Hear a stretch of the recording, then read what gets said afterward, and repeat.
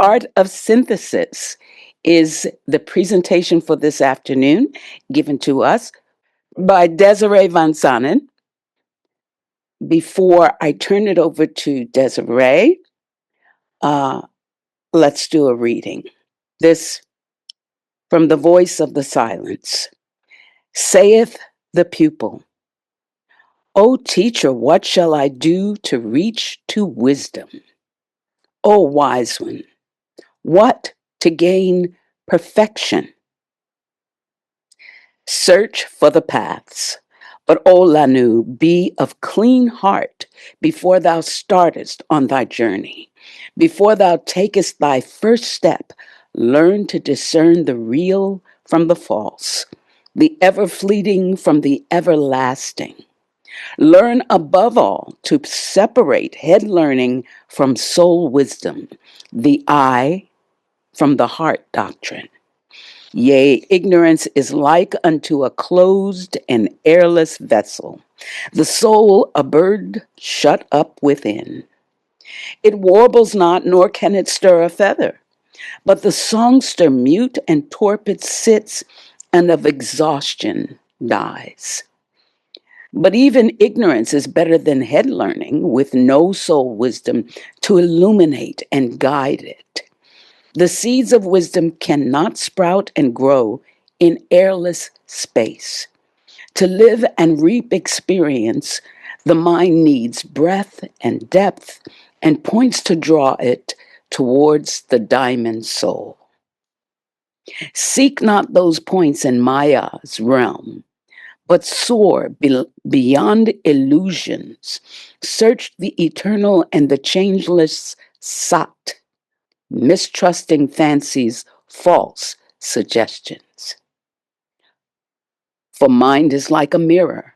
It gathers dust while it reflects. It needs the gentle breezes of soul wisdom to brush away the dust of our illusions. Seek, O beginner, to blend thy mind and thy soul. Right, so we give you Desiree Van Sanen. Well, welcome. And thank you, Monica. That was beautiful. And one of those parts of the voice of the silence that the heart almost has to remember as you go through it. It's very compelling. So the Hermetic truism under the art of synthesis here is by making the connection between points in consciousness, one begins to initiate a current in which one can stay continuously. And this we'll be exploring it a little more deeply as we go in terms of understanding what synthesis is, what this current is, and what points of consciousness are. So before we go into a definition of synthesis, I want to talk a little bit about what it isn't. It's not a form of eclecticism, or syncretism, because they may have elements within synthesis, but it's not exactly that. And eclecticism, if I could use an analogy, a simple analogy, would be like collecting things from different sources and putting them on display, but not actually changing them. If I were to give a party and I wanted to invite people to experience different culinary cultures, I would set out a big, buffet of different cultural food, and I wouldn't be changing the food. People would just be experiencing them as they are. When syncretism is a little different, it merges different beliefs, traditions, or sciences into a cohesive, distinct system. So if I were to take elements of, let's say, Thai food and elements of South American food and merge them together, I'd be creating a kind of fusion of those two elements or multiple elements, and then creating a kind of new dish, a fusion dish. But synthesis, especially in the Theosophical doctrine, is not that. Truth synthesis, as noted here, must begin with the foundational understanding that all religions, devotional traditions, and sciences stem from one unified source. such as branches from one universal tree. And we have the tree of life here, kind of pictorially demonstrating this as the roots lead up. We could consider that trunk, that core of truth. Its stronger limbs are representative of those traditions, of those religions and belief systems and oral traditions that have lasted through the millennia. And the leaves and the smaller twigs on the outside are the ever-changing ephemeral changes that it has to be filtered through, given the change in time, the change in social structures and social trends, things like that. One way to look at it, I like to look at it anyway, is using these concentric circles, which was taught to me a while back, where the center, the very core, is where all the truth, the permanent truth, the everlasting truth, the non-changing truth always is, never has not existed, and always will be. But it has to get filtered through these, it's filtered through these changes. And the blue line here represents those traditional devotionals, religious principles, spiritual truths, deductive reasoning, intuitive intellection, and math, as well as some science, because we know some scientific advancements are really come through an enlightenment process. We know that there are some advancements that are received by people throughout the globe at the same time, and there's a reason for that. And but there are also those scientific advancements that speak to social, political changes, prevailing trends and attitudes, and that's the red circle. So here again, you've got to get those truths filtered through that. And the idea is to work back in to that one truth, that one source of all.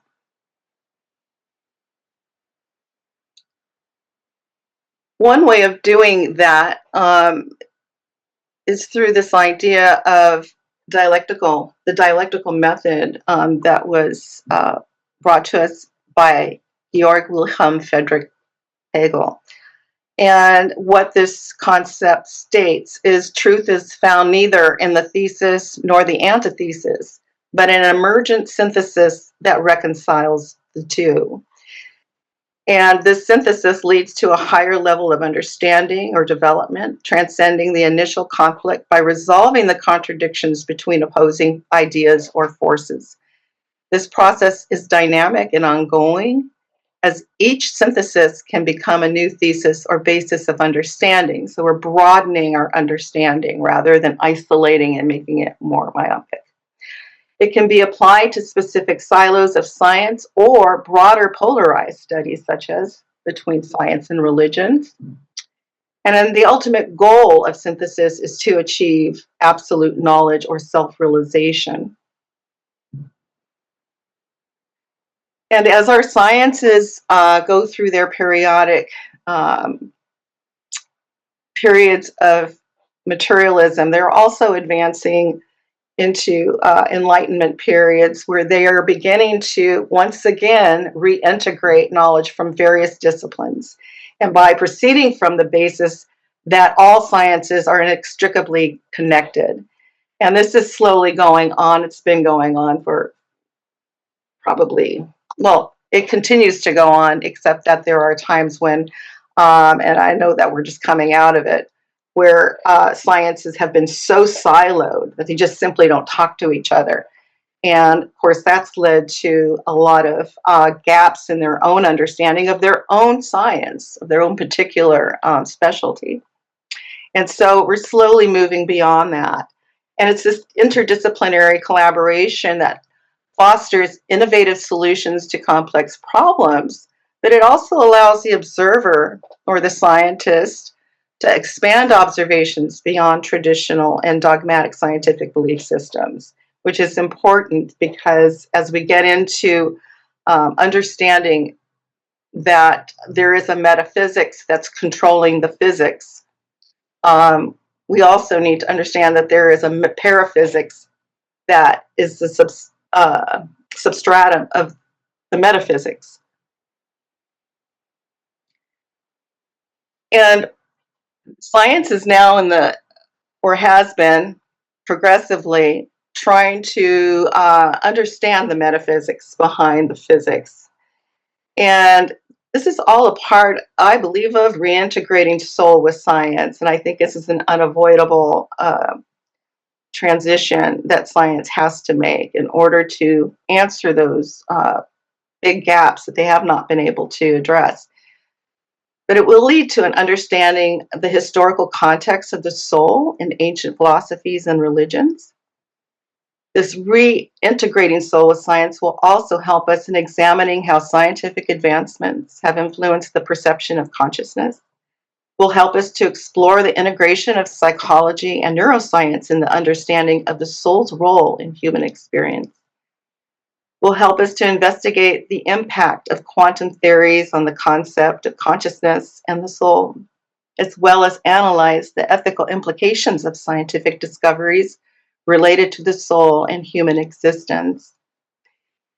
It will also be instrumental in the implementation of interdisciplinary approaches that combine science, philosophy, and spirituality in the study of the soul. So the soul needs to be a study in of itself. And of course, as said earlier, it really relies on the understanding that physics depends on metaphysics, and metaphysics likewise depends on paraphysics, that which goes beyond and into the archetypal substratum. So why is synthesis so important? Well, it must be pretty important because it's the subtitle of our secret doctrine. And there probably isn't a theme that an individual can study or even a page to turn in the secret doctrine that doesn't have some kind of synthesis at its very fundamental basis. And within the secret doctrine, let's see if I can move my stuff out of the way here. Let's see. The secret doctrine helps us in discovering more deeply that golden thread of unity of all religions and philosophies and their universal truths and spiritual traditions. Discovering more deeply the key correspondences between sciences, including their inextricable relationship to religion and philosophies. To discover more deeply the process of spiritual evolution based on the interconnectedness of all life, known and unknown. The importance of critical analysis and intuitive thought or pure logic through the law of correspondences and analogy, meditative practices, and ethical living and service. And that all proceed from one parent, one source, and one ever-present and eternal reality.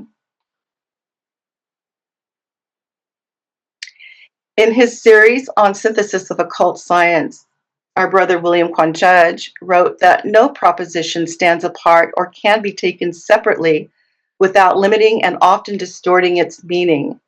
Every proposition has to be considered and held as subservient to the synthetic whole. Our brother goes on to say and explain that taking therefore the facts of experience derived from the phenomena of nature and viewing both cosmic and organic processes purely from their objective side, the missing links, impassable gulfs, and unthinkable gaps occur constantly. Not so in occult science. So far as the science of occultism is concerned, it is both experimental and analytical, but it acknowledges no missing links, impassable gulfs, or unthinkable gaps, because it finds none. Back of occult science there lies a complete and all-embracing philosophy. The philosophy is not simply synthetical, as we were talking earlier, in its methods, for the simplest as the wildest hypotheses can claim that much, but it is synthesis itself. It regards nature as one complete whole, And so the student of occultism may stand at either point of observation. He may, from the standpoint of nature's wholeness and completeness, follow the process of segregation and differentiation to the minutest atom conditioned in space and time, or from the phenomenal display of the atom, he may reach forward and upward till the atom becomes an integral part of the cosmos, involved in the universal harmony of creation. The modern scientist may do this incidentally or empirically, but the occultist does it systematically, and by the way, habitually, and hence philosophically. The modern scientist is confessedly and boastfully agnostic, while the occultist is reverently and progressively Gnostic.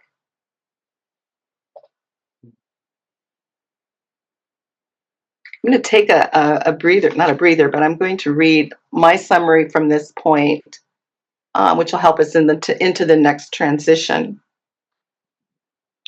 Synthesis in nature is the fundamental order of the universe, of all life, known and unknown.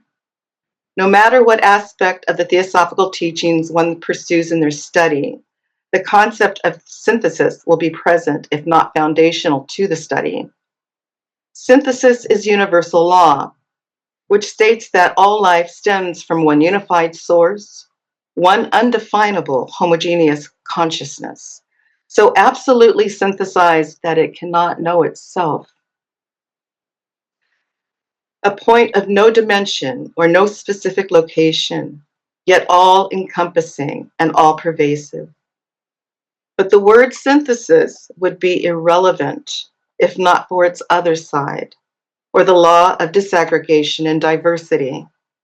If there is to be synthesis, there must be that which is its other side. One cannot exist without the other. The movement, its expansion and contraction, is the progeny of the great breath itself, and as its progeny follows the same order. At its kinetic source, it is the exhalation of the great breath from homogeneity into diversity and an inbreathing of consciousness back into unified oneness. This natural process is demonstrated millions of times in our own lifetime with every breath we take. Simply stated, we breathe because it breathes. This is a threefold process that entails an inbreathing, an outbreathing, and a rest, or a gestation period. A movement in nature that follows the mathematical contours of pi. HPB writes in a footnote on page 434 of the SD, pi, or 31415, is the synthesis, or the host unified in the logos, and the point called in Roman Catholicism, the angel of the face, and in Hebrew, he who, like unto, or the same as God, the manifested representation, or as above, so below. Life awakened from one source, one parent, one point that leads to triangulated intersection of countless other points, each point representing a mirror of divine design, reflecting itself to itself. Points of consciousness, poetically characterized as light. These divine mirrors are the substratum of cosmic existence known in Vedic script as Mula Prakriti. The one light reflected in countless mirrors, signifying the one divine thought, transmuted into countless points of consciousness. As noted in the first volume of The Secret Doctrine, HPV explains, it is through this light that everything is created. This root of mental self is also the root of physical self, for this light is the permutation in our manifested world of Mula Prakriti, called Aditi in the Vedas. It is the one life, eternal, invisible, yet omnipresent, without beginning or end, yet periodical in its regular manifestations, between which periods reign the dark mystery of non-being, unconscious yet absolute consciousness. unrealizable, yet the one self-existing reality, truly a chaos to the sense, a cosmos to the reason. Its one absolute attribute, which is itself eternal, ceaseless motion, is called in esoteric parlance the great breath, which is perpetual motion of the universe in the sense of limitless, ever-present space.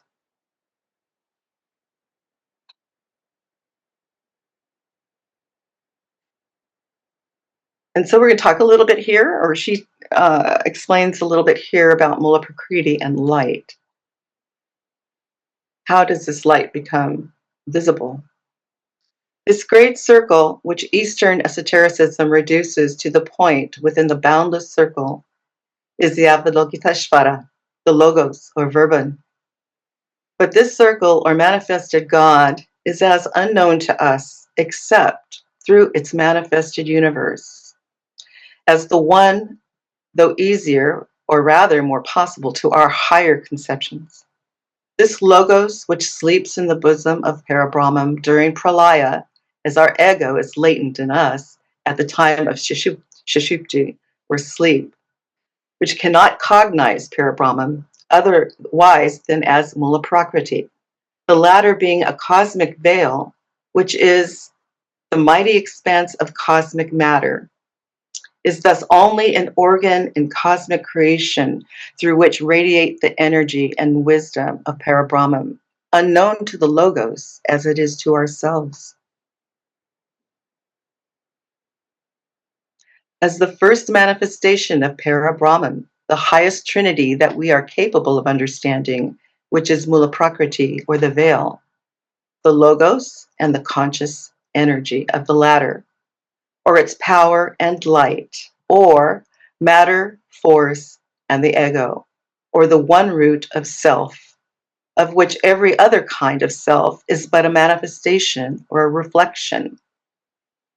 It is then only in this light of consciousness, of mental and physical perception, that practical occultism can throw this into visibility by geometrical figures, which, when closely studied, will yield not only a scientific explanation of the real objective existence of the seven sons of the divine Sophia, which is this light of the Logos, but show by means of other yet undiscoverable keys that, with regard to humanity, these seven sons and their numberless emanations, centers of energy personified, are an absolute necessity. Make away with them, and the mystery of being and mankind will never be unriddled, not even closely approached. And of course, this is where we, through the multitude of the pantheons, we see the father, mother, followed by the wife and the husband, followed by the son and the daughter. So we see these repetitions of manifestation of not just form, but also force and consciousness. The highest Trinity was explained also in Raghavan Iyer's article, really interesting article that he wrote on the spectrum of consciousness. And he introduces it. Let me just let somebody in here real quick. He introduces it with a quote from HPB. The Advaita Vedantic philosophy classifies this as the highest trinity, or rather the Trinitarian aspect of Chinmatra, Parabrahman, explained by them as the, quote, bare potentiality of prajna, the power or the capacity that gives rise to perception. Shidakasam, I don't know if I'm pronouncing this right, Shidakasam, the infinite field, or that should be plain, of universal consciousness, and Asat, Mula Prakriti, or undifferentiated matter. He writes that, in one sense, this highest triad exists as a focal point within the field of universal latent ideation. In another sense, it is a pure metaphysical abstraction encompassing the possibilities of perception, consciousness, and form in their entirety. Thus, Jinmatra is a synonym of Parabrahman.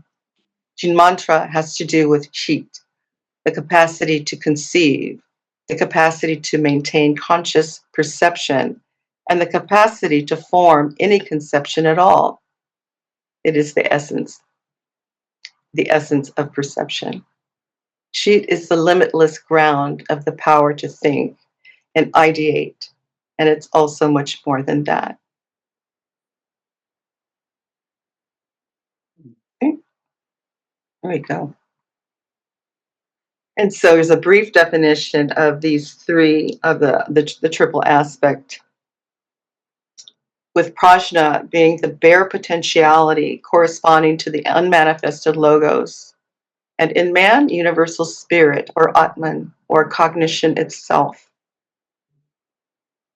Chidakasha, the infinite field or plane of universal consciousness, a universal plane of consciousness prior to any particular states of indifferentiation of active conscious awareness.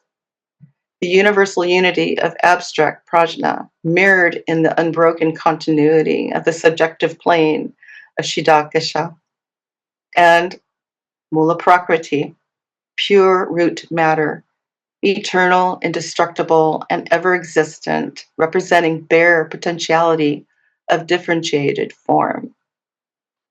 I also want to bring to mind that when we talk about Mula Prakriti and light, it's often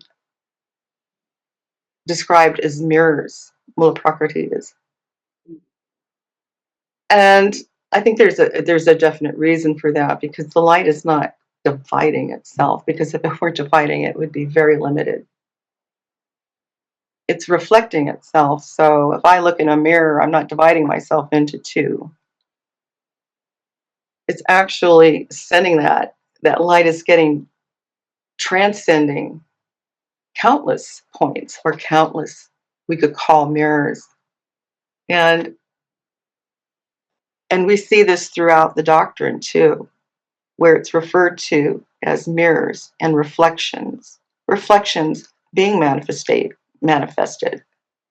So I just think that's kind of one of the things I've noticed, excuse me, through my studies, that mirrors and reflections become very prominent. Differentiated matter existing in the solar system in 7 different conditions, and prajna, or the capacity of perception, existing likewise in 7 different aspects, corresponding to the 7 conditions of matter. There must necessarily be 7 states of consciousness in man, and according to the greater or smaller development of these states, the systems of religion and philosophies were schemed. The formless radiations existing in the harmony of the universal will, and being what we term the collective or the aggregate of cosmic will on the plane of subjective universe, unite together an infinitude of monads, each the mirror of its own universe, and thus individualized for the time being, an independent mind, omniscient and universal. And by the same process of magnetic aggregation, they create for themselves objective, visible bodies out of the interstellar atoms.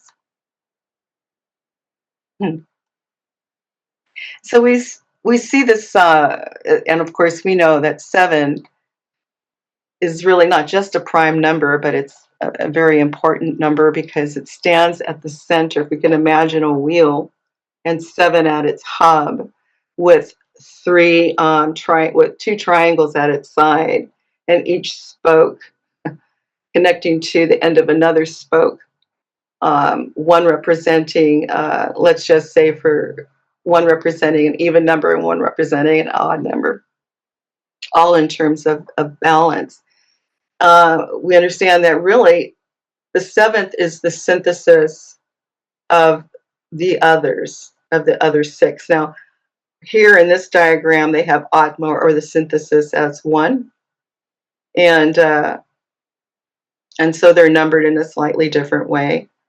But the number 7 really does represent the constitution of man and all of his planes of understanding, planes of consciousness.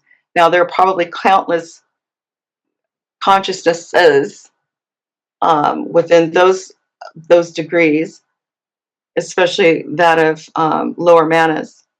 Interestingly enough, lower manas actually, I don't think it's represented here, but typically Manus is represented as a number 5, and I believe lower Manus is represented as another 4, number 4.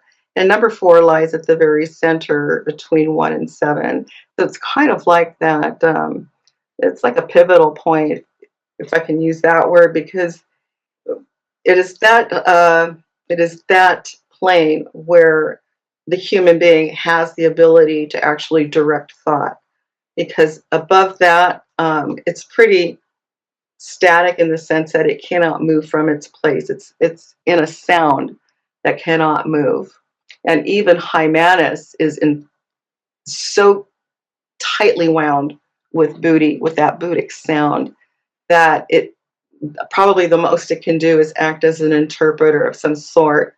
But in this state, in the lower Manus, it's a wide field of potentiality here, and that's strictly so that we can learn.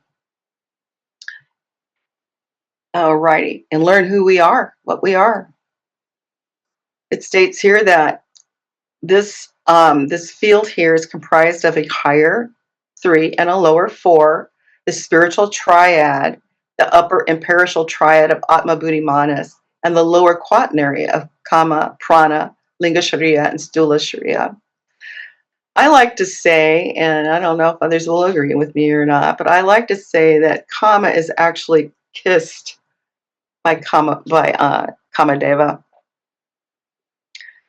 and that's its link. And then Prana is kissed by its higher degree of Shiva, and that the Linga Shariya and Stula Shariya are kissed by Mula Prakriti, in a sense, its mother. But it's only through our inappropriate use of the lower manas that kind of muddies the waters. But if I were to think about Kama, Prana, and Linga Shariya, I always want to think about what they're here to do, what is their dharma, not necessarily how it affects me, but what are they actually here to do under law. Over on the right side, it's geometrically outlined for us here out of the Secret Doctrine. It says differentiated matter existing in the solar system, let's not touch the whole cosmos, in 7 different conditions and prajna. 4, the capacity of perception, existing likewise in 7 different aspects corresponding to the 7 conditions of matter. There must necessarily be 7 states of consciousness in man.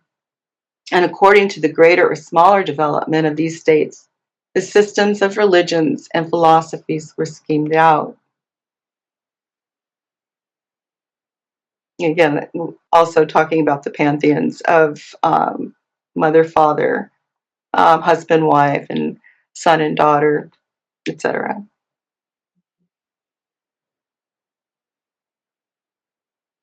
And here we have another diagram kind of on the same point with our 4 and our 3 on top, and these 3 being our most, well, let's say,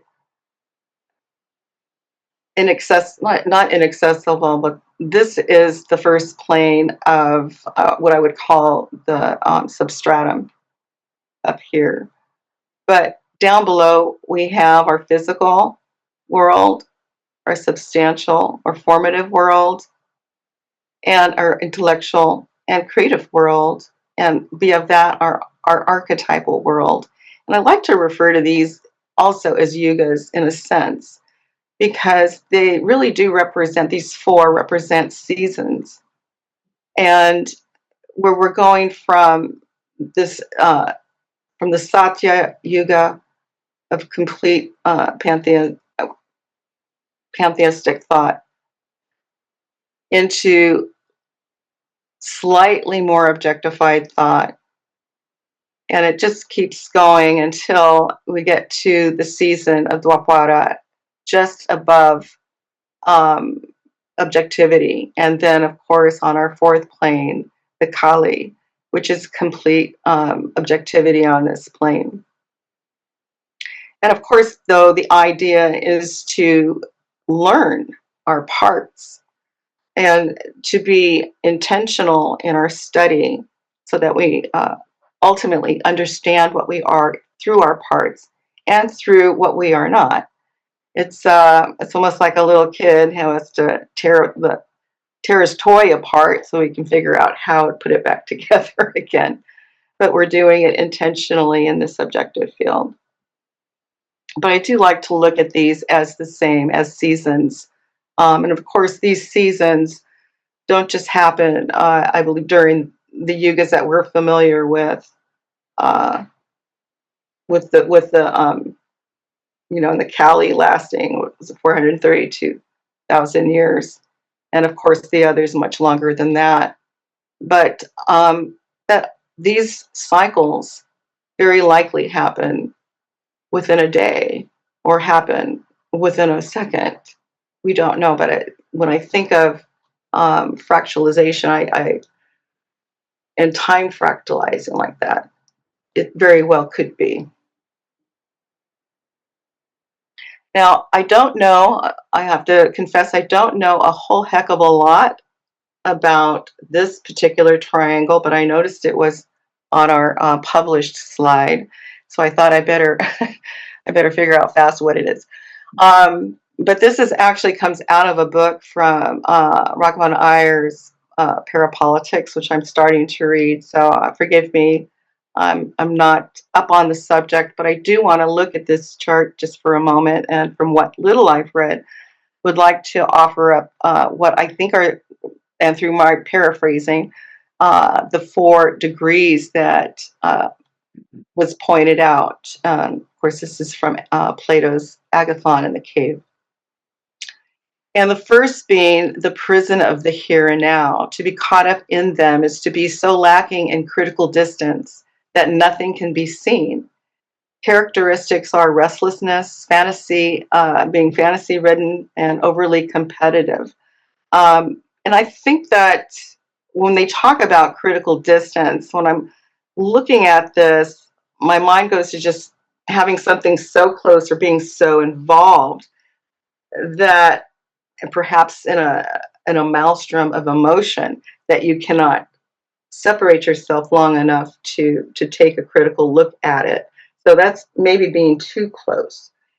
And the second step is referred to as pseudo-absolutization. And he writes that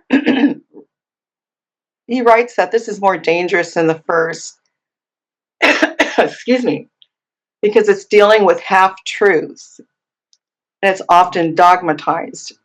So if it's a half-truth, that means half of it isn't true. And then this becomes dogmatized and made to look like an immutable maxim or absolute truth. And it's often asserted without qualification. And it often leaves people afraid to ask questions. And these theologies are in constant need of reinforcement from outside, referencing polls or political power and other social pressures. And the third is it still has its limitations as to space and time, but to a lesser degree. And the student is now cleaving to more universal generalizations of given axioms, such as in mathematics.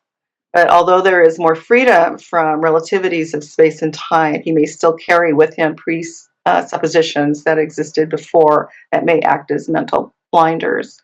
And of course, the fourth is noesis, which is freedom from limitation of space and time, that which is sensed noetically, that can only be articulated imperfectly at lesser levels. The good can never become an object, because then it becomes just simply an opinion.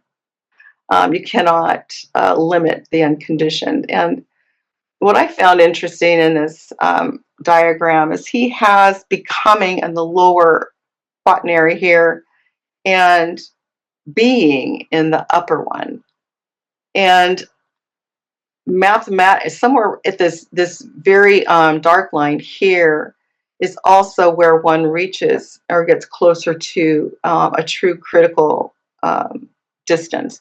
So you don't want to be so far from something that you cannot see the detail, but not so close that you're caught up in the maelstrom of emotion. So there needs to be a critical distance, and one of the greater representations of that universally is mathematics. But again, even mathematics can become dogmatized in a sense, because there's different ways of looking at math. Okay. And there was another thing too, having to do with synthesis. We have knowing, knower, and known at the bottom. And as one goes through this period of becoming and actually gets to this defining line of critical distance, the knower, the knowing, the knower, and the known will merge together and become one. So, what are our points of what do we mean by points of consciousness? Well, simply stated, these are the degrees of awareness from the physical to the spiritual, that which, bound with the sincere quest to know truth, and through steady meditation and sacrificial practice, broadens and deepens the seeker's understanding of the interconnectedness to all other points of consciousness, expressed on an ever-evolving cyclic motion of spiritual growth. Excuse me. Spiritual growth toward divine wisdom. A journey to know oneself through the all self. And of course, this requires some work on the part of the individual, intentional work.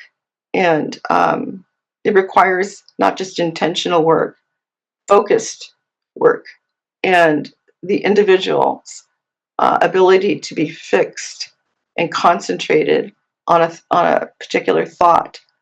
And the actor in this doing so, a practiced actor in doing so, at some point even transcends into the action itself.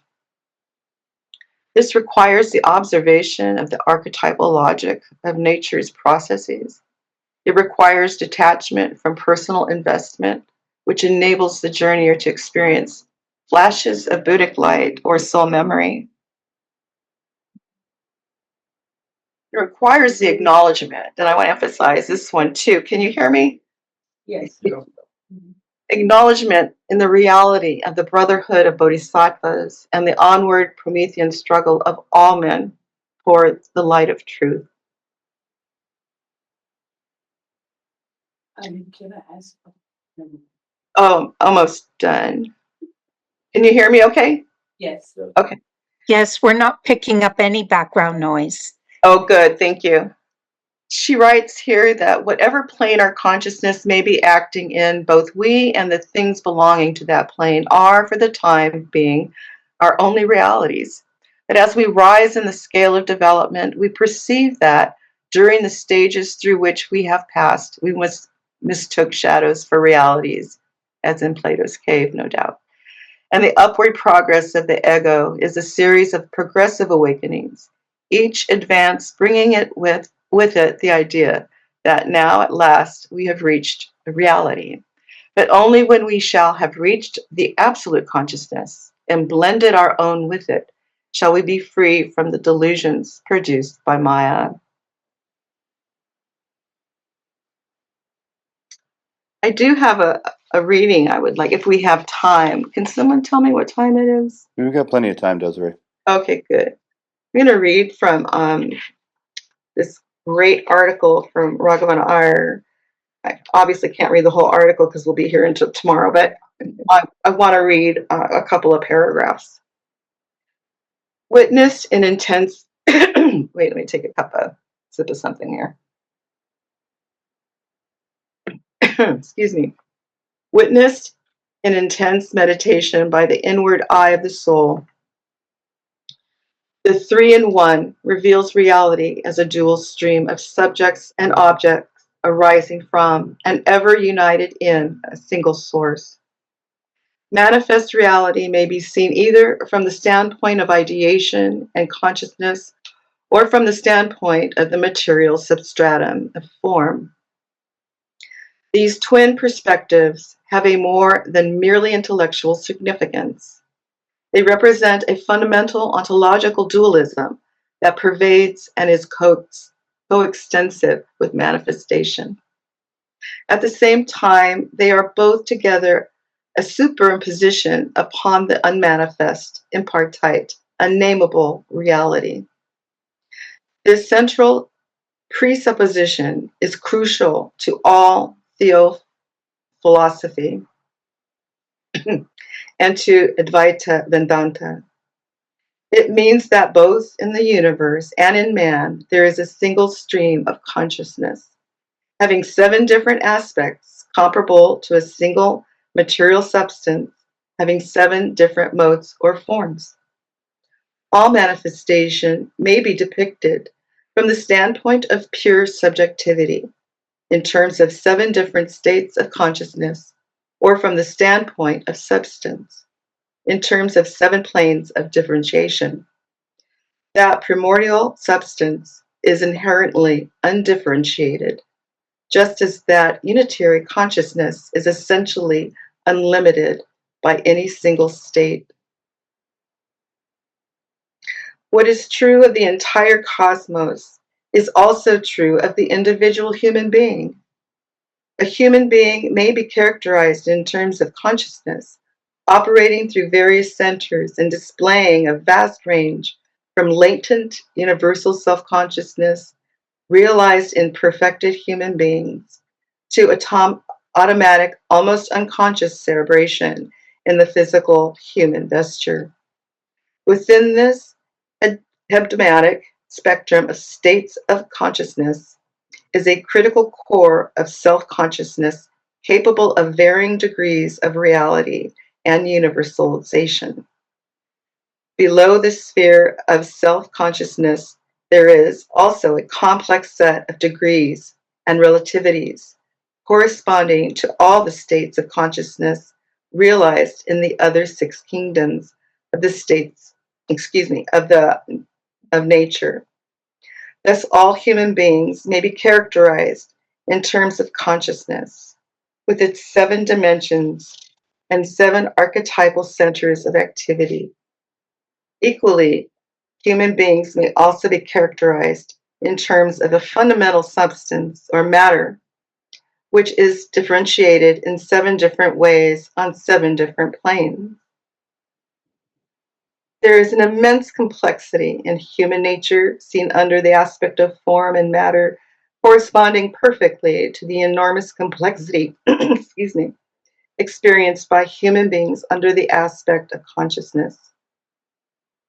No doubt most of human nature, both in relation to consciousness and to form, is latent in activity owing to human ignorance of its own abundant inheritance.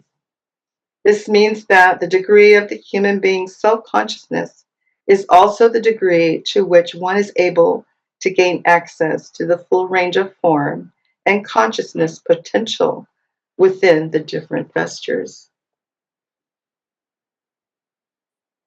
I just want to end with this quote. This gentleman, Pierre Teilhard de Chardin, is a Jesuit priest and philosopher. And this is just a beautiful way to express synthesis.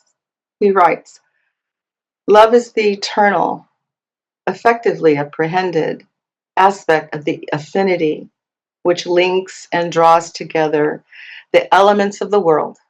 Love, in fact, is the expression and the agent of universal synthesis." And I'll leave you with that, with a picture of our lodge. Thank you, Desiree, so very, very much. You've covered Welcome. Let me stop share here. you've covered science and religion and philosophy, Well, and you touched on Vedanta and Buddhism, Christianity, Plato. and the Kabbalah and Plato Oh, and well, Pierre de Charget. What's that? And Hindi Sorbonne, yeah.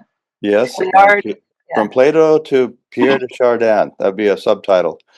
Um, so just absolutely magnificent, and I can't wait till we can use some kind of method of turning this thing into an article. What a magnificent, because it needs to be studied It and does. And read. I was going to suggest too, as far as William Quan Judd's his series on occult synthesis. Yeah, Wait a minute. I think it needs to be part of our Sunday study class. I was going to bring that up, but probably thought I'd wait till the end of the meeting. But isn't it magnificent where he says that science is proudly agnostic, whereas the occultist is reverently and some agnostic. well, it's Gnostic. Yeah. Yeah. The occultist is Gnostic, but reverently so. Isn't that interesting? So, Yeah.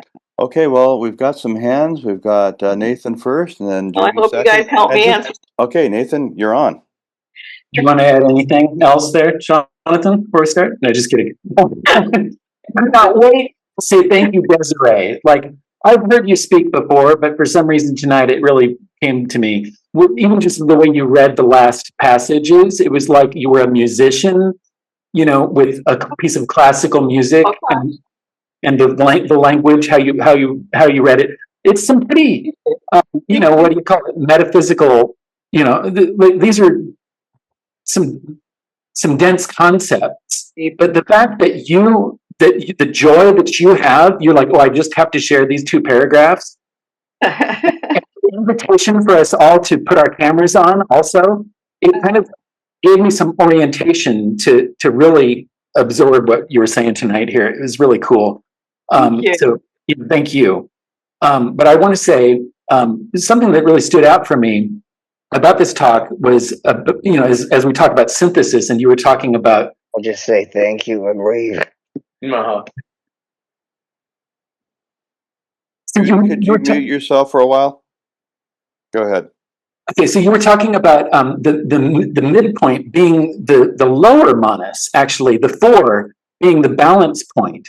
And I just thought about our humanity and how sweet it actually is that we're in this position where it's not even the higher manus that is the balance point. It's the point where we're mixed up with these earthly desires that is kind of like, you know, our redemption or whatever, if you will. So my question has to do with this idea that is the first time I ever saw it mentioned, the pairing of Mula Prakriti with Asat. So it's like the untruth, right? Like it's so, and so if you could speak to something about how this is, reflected in this language of mirroring and the potential that we have in our lower nature to benefit humanity. Mm-hmm. Yeah, I've been really engaged in some kind of deeper study about Mula Prakriti, you know, and the word ma and maternal, and when you think of mammary and memory, how close these words are together, that Mula Prakriti is not simply a vehicle, because it also informs. When you think of Akasha, all things existed, all things already are in existence, and nothing's left out. So when I think of Mula Prakriti and when I think of these mirrors, I'm also thinking about how important it is to have a mirror that reflects light. And we've talked about this before, just in terms of thermodynamics and whatnot, because it's even stated in the stanzas. You know, mind was not, because there was no Aki to contain it. It needed a container. And I see that container as almost like a womb. In fact, it probably is a woman, because everything that we do, this is the one thing that I've really been kind of marinating myself in. Everything that we do that is a natural process, it does. Think about that for a minute. It's not just because we breathe.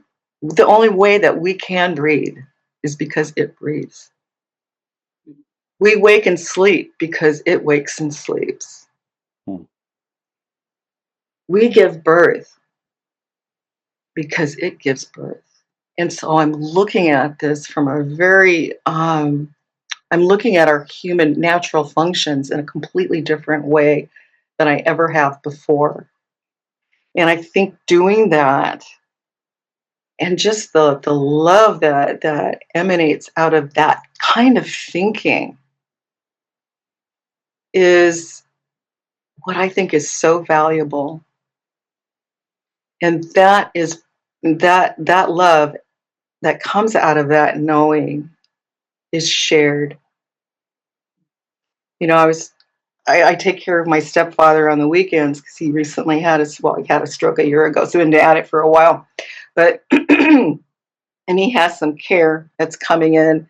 And my sister just happened to bring in this book called The Seat of the Soul. Probably some of you have read it. I'm just starting to read it.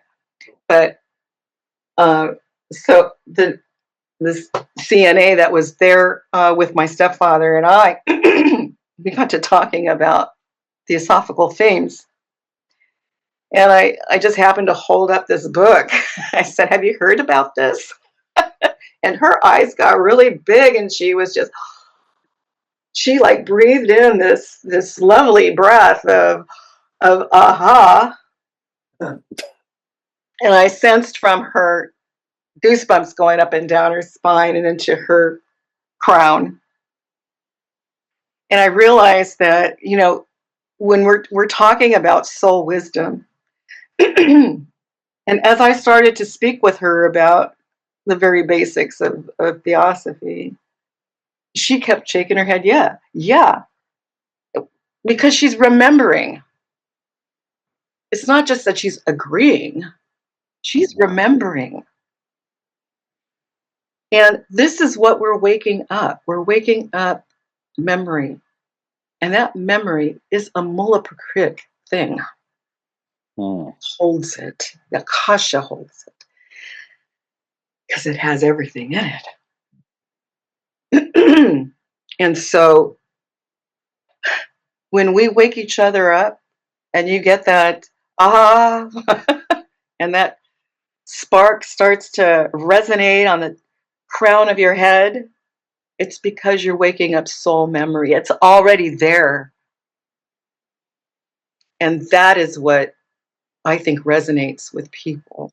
And you talked about music. There's a reason why certain types of music resonate with people too.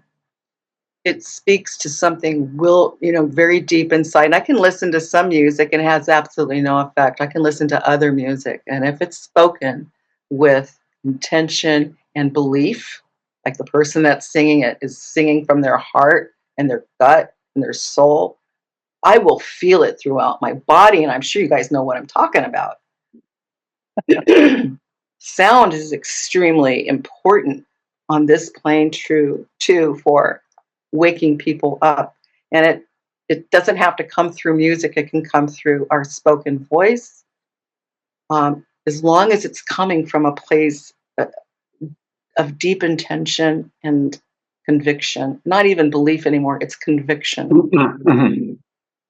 You know, I love what you're saying, and it reminds me, I just want to make a connection with what Cliff spoke about last week, just one of the points where he mentioned about our ability to communicate with each other telepathically. And it might sound like something from Star Trek or something, but really, it's physical. It's actually it's the resonance. It's the knowing in our bodies. That's how we communicate. It's not so much of, it's not mind. I mean, unless it's mind through the medium of the matter of all of And so I love what you said about how without our bodies, without it breathes, we breathe because it breathes. Sometimes I think about the light of the logos, like by the light of the logos, that's how we are able to see anything. We're able They to. talk about. They but- also but- talk about the heart of the logos. And interestingly, when they talk about the heart of the logos, if there's that spark, well, the heart has a spark that initiates its contraction. It goes away, but there's that spark. And I think that is also what's going on in the higher fields. And I think also, or in the substratum, when we talk about fire and water, what is the dharma of fire and water? Because if fire is the consciousness, water must be the mirror through which it sees itself. And when we think about mirrors and looking into water to mirror, to try to gain an exact alignment with that higher nature, when we fall into the trap of becoming emotionally, I call that the maelstrom of emotion, and we're mudding up that lake, we're mudding up that mirror, we can't see into it. And as we start to pull ourselves out, we can still deal it. There's still ripples, that we have to work with. So Desiree, we have technically 4 more minutes, but I'm so sorry. we'll go a little. No, go Paying attention after. to Now Monica started to ask a question. Do you remember what that was? Before we get to Hyro and David, Was a slide where can everybody hear Monica? She's far away from us. Barely. Oh yeah. yes, it was, and I oh my God, it's leaving me. You don't remember? Never Well, mind. maybe you'll think of it. Maybe you'll Okay. think of it. Not a problem. Ask me tomorrow. Yeah, right. There's tomorrow too. Yeah, see, we get to have Desiree tomorrow. I know. Okay. And then Hyro, and then if there's time, David. Okay. Hyra. Here's the $10,000 question. Oh dear. Oh no. I'll That's probably too be in cheap. debt today. Make it $10 million. What is Chinmatra? Good question. Desiree, what do you got to say to that? Didn't I just tell you? It was a pretty high topic. I'm going to say it is the essence of consciousness. It's the potential. Maybe it's the essence of potential. How about David's question? Would you like to ask your question or make your comment, David? No, I was just thinking, first of all, thanks for your great presentation, but I was thinking this subject wasn't called the science of synthesis or the religion of synthesis or the philosophy. It was called the art of synthesis. Right. So I'm wondering, when you think of art and artists, you think of people that go beyond, the status quo, imagination, creativity, a willingness to step out, even though it might be in disagreement of what others might perceive.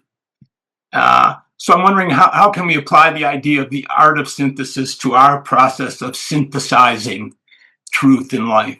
Mm-hmm. Yeah. And I Yeah. think it simply starts with, most of us start this journey by asking questions, and trying to ask them from not a place of, I want this to be the answer, but really of just simply wanting to know truth for the sake of truth itself. I'm not sure if I'm getting at your question directly, but it sets you on a process. I don't know if that I would call it art per se, because that might be a little too limiting for it, because it goes beyond art as we see art. But if you're going to interpret art as being some kind of a perfection, I don't know, most of us, well, I don't strive for perfection. I just strive to know.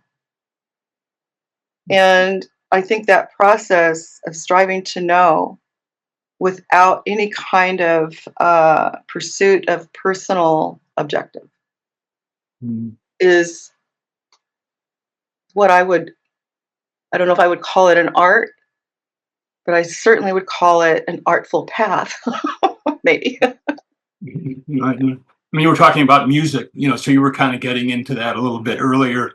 The composer and the musician expresses something that touches us in a higher way, and it does. You were talking about emotion. There's the positive side of emotions too, and I think you were describing how it awakens emotion in you, maybe at a higher place than the ones that trap us. So I think that's part of the art of synthesis. Yes, I think you're right. Yeah. I think you're right. Well, that's really good. Thank you very much. I would say it's interesting how that one quote had to do with connecting points in consciousness. And, throughout the day, The last quote. yeah, but also the first, even our reading talked about breadth and depth and points, right, to draw it towards the diamond soul. But also the quote for the lead quote in the Aquarian Almanac for this week, having to do with points and so forth and continuity. And you read about continuity of consciousness. And because, like, even throughout the day, there are points that occur throughout the day. And at the end of the day, we can look back and see if there's any kind of a thread of continuity in those points, perhaps, and just kind of see how that went. But, the questions that we're asking in this lifetime are probably similar to the questions that philosophical and spiritual questions that we were asking in previous lifetimes, when you think about it. And that may be getting into what Desiree might call the mulla-prakritic memory of, because, and possibly, taking it even further, whatever promises or resolutions or ideals that we uphold in this lifetime very well could have been similar to the ones that we upheld in previous lifetimes. And just thinking of that might be kind of a synthesis and a connection. I really appreciate what Desiree said about Mala Prakriti. And it was so, you made Mala Prakriti become so alive, Desiree. So it's very, not many can do that.